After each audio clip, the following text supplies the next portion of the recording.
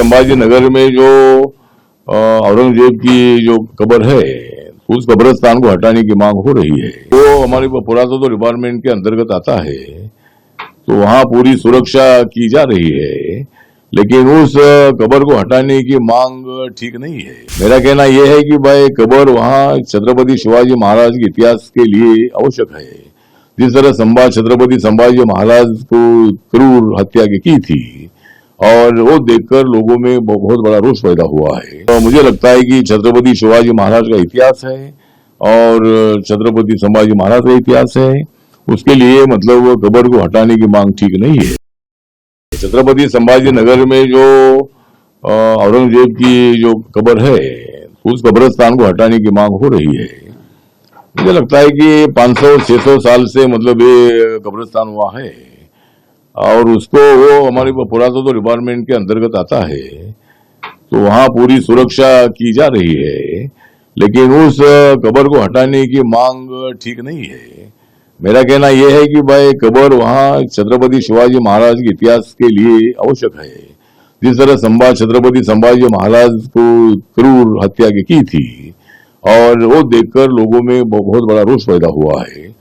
Chhaava film देखने के बाद लोगों में बहुत बड़ा संघर्ष पैदा हुआ है और वो रास्ते में उतर गए हैं। उनकी भावना मैं तो समझ सकता हूँ।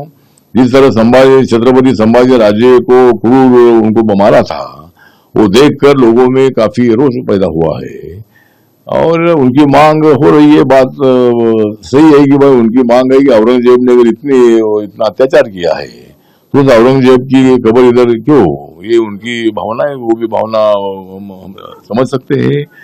लेकिन मुझे लगता है कि छत्रपति शिवाजी महाराज का इतिहास है और छत्रपति संभाजी महाराज का इतिहास है, उसके लिए मतलब कब्र को हटाने की मांग ठीक नहीं है और लॉ एंड ऑर्डर की स्थिति पैदा ना हो और महाराष्ट्र में पूरी शांति रहनी चाहिए।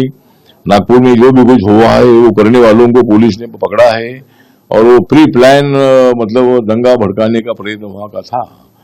और यहाँ के मुस्लिमों को मेरा निवेदन है कि आप औरंगजेब से आपका नाता मत जोड़िए। आप यहाँ के नागरिक है भारत के और माननीय नरेंद्र मोदी जी ने सबका साथ सबका विकास ये भूमिका रखी है और 140 करोड़ लोगों का मेरा परिवार है, ये भूमिका उन्होंने रखी है।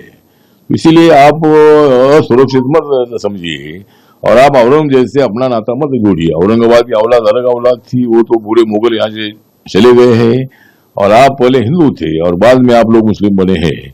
इसीलिए उनसे नाता जोड़कर हिंदू मुसलमानों में विवाद पैदा मत करिए। और हिंदू समाज को मेरा निवेदन है कि हिंदू मुस्लिम इस विषय पर विवाद नहीं होना चाहिए। इसी तरह की हमारी भूमिका है और जरूर मतलब पूरे महाराष्ट्र में शांति रहनी चाहिए, ये हमारी भूमिका है।